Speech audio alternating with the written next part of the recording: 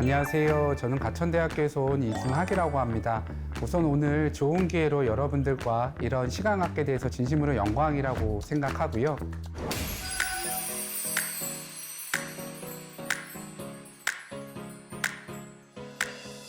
오늘 제가 여러분들과 말씀 나눌 주제는 디지털 전환과 데이터 기반의 인사 의사결정입니다.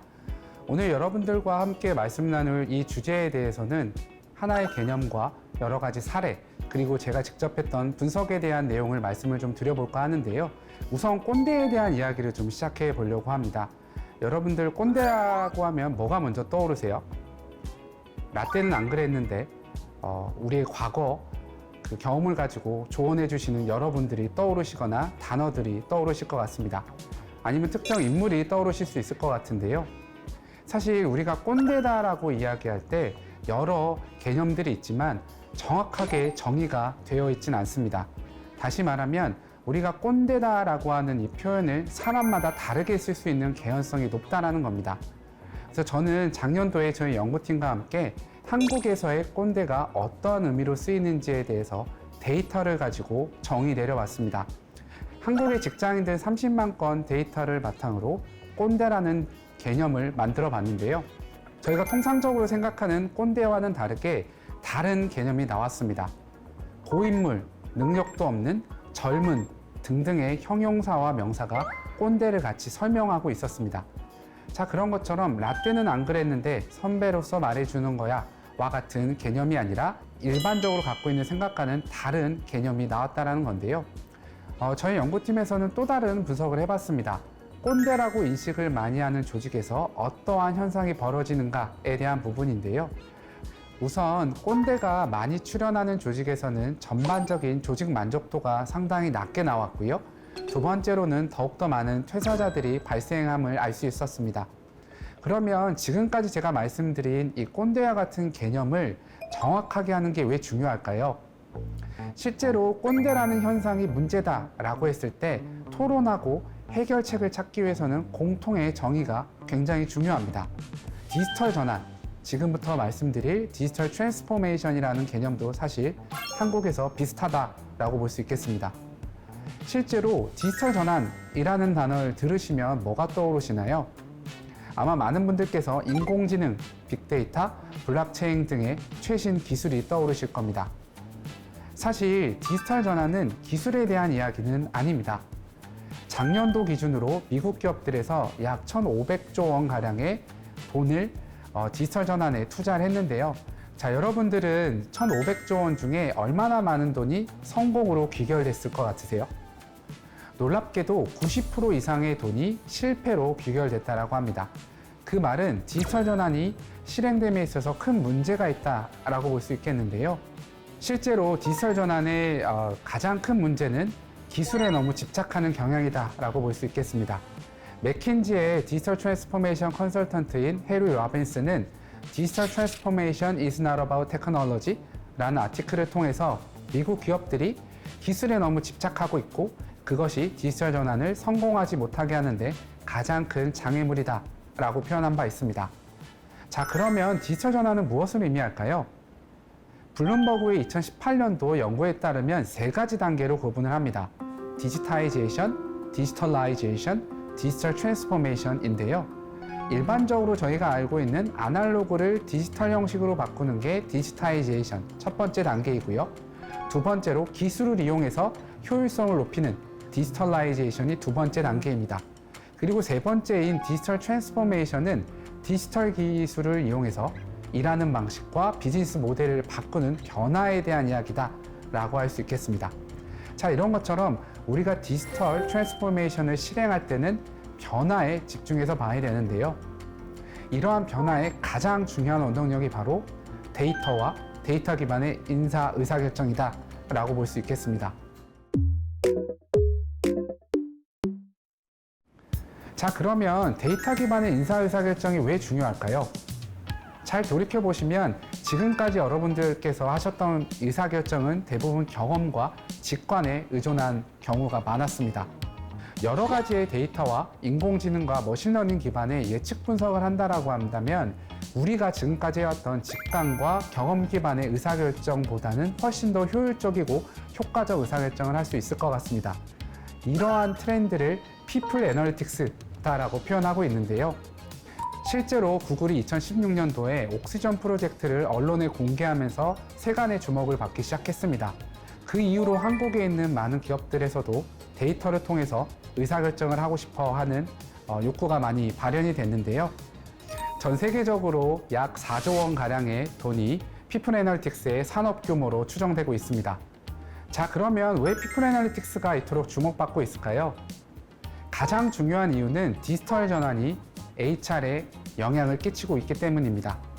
실제로 빅데이터와 인공지능 등이 의사결정에 개입하면서 더 이상 과거와는 다르게 경험과 스펙에 의거한 의사결정을 하지 않을 수 있다는 점입니다. 자, 이러한 측면에서 데이터 의사결정을 했던 사례를 말씀드려볼까 합니다. 첫 번째로는 일자리에 대한 이야기를 드려보도록 하겠습니다. 여러분들께서는 일자리에 대한 걱정이 없으신가요? 사실 일자리가 인공지능에 의해서 사라질 수 있다는 걱정은 2016년도에 이세돌 구단이 알파고에게 바둑을 진 이후로 전 세계 사람들이 공통적으로 갖고 있는 두려움입니다. 프레이아 오소본이라는 사람이 2017년도에 연구를 한 바가 있습니다.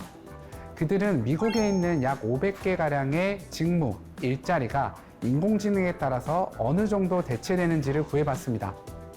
여러분들께서는 미국의 일자리 몇 프로 정도가 대체될 것 같으세요? 놀랍게도 50% 이상가량의 일자리가 인공지능에 의해서 대체 가능한 것으로 발견된 바 있습니다. 저희 연구팀은 궁금했습니다. 우리나라에 있는 일자리는 얼마나 사라질까요? 라는 궁금함에 프레이아 오스번의 연구를 바탕으로 우리나라 한 기업의 직무를 분석을 해봤습니다. 69%가량의 일자리가 사라지는 걸로 예측이 됐습니다. 정말 많은 숫자죠. 가령 10,000명의 직원이 있다라고 하면 약 7,000명가량의 일자리가 사라진다라고 볼 수 있죠.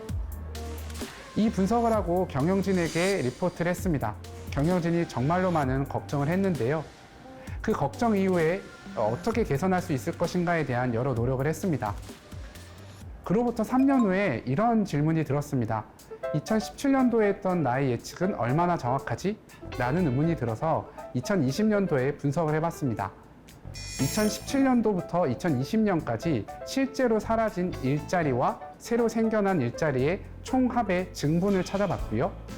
X축에서는 각각의 일자리가 얼마나 사라지는지에 대한 확률을 구했습니다. 여러분들께서 보시는 이 좌측편의 표와 같이 X축과 Y축의 관계가 우하향하는 걸로 볼 수 있습니다. 이 우하향하는 그래프는 실제로 프레이아 오스번이 이야기했던 사라질 확률이 높은 일자리는 정말로 한국에서도 사라지고 있다라고 볼 수 있겠는데요. 이 그래프를 보시면 아마 저한테 이런 질문을 하실 겁니다. 그러면 구체적으로 어떠한 일자리가 사라지고 살아남을 것인가에 대한 질문입니다. 4가지 정도로 직업군이 구분이 됐습니다. 첫 번째 직업군은 소프트웨어 디벨로퍼와 영양, 요리사였는데요. 그 직업군은 실제로 100명 이상의 일자리가 새로 생성되고 있었고 사라질 확률이 6% 미만에 달했습니다. 두 번째 직업군은 이머징 잡이라 그래서 떠오르는 직업이었는데요. 많은 직업이 새로 생겨났고 상당히 적은 확률로 대체된 확률을 보이고 있었습니다.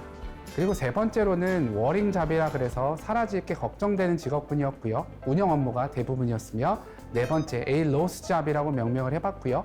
대부분 단순 반복 업무를 하는 사람들이었습니다. 이런 것처럼 AI에 의해서 대체될 일자리가 예측되고 있는 사례를 데이터를 통해서도 보실 수 있습니다. 두 번째 사례는 리더십에 대한 부분인데요. 아마 여러분들께서 리더십에 대한 여러 고민이 있으실 것 같습니다. 코비드-19 전과 후에 리더십이 어떻게 바뀔 것인가를 텍스트로 분석했던 사례를 말씀드려 보겠습니다. 코비드-19 전에는 구성원들이 리더들에게 이러한 얘기들을 합니다. 우리 리더들이 더욱더 많은 보상을 줬으면 좋겠어. 우리 리더들이 수평적 조직 문화를 만들었으면 좋겠어. 라는 이야기를 했고요. 코비드-19 이후에는 보상과 수평적 조직 문화에 대한 이야기는 쏙 들어갔습니다. 반면에 구성원들이 리더들에게 미래에 대한 비전을 보여주세요.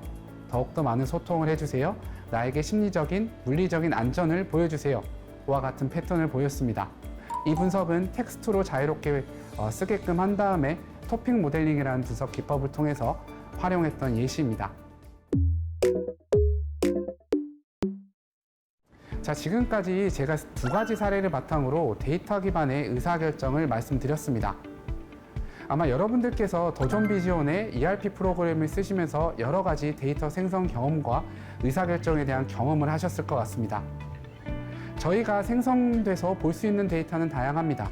인구 통계학적인 데이터, 나이, 연령, 성별뿐만 아니라 이들의 학력 정보와 조직에서의 근무, 근태 등등을 알 수도 있고요. 두 번째로는 이들의 행동 데이터도 뽑아낼 수 있겠죠. 자, 이러한 방대한 데이터를 바탕으로 제가 방금 말씀드렸던 일자리에 대한 분석뿐만 아니라 조직 몰입 혹은 이들이 언제 퇴직할지에 대한 예측 분석도 할 수 있습니다.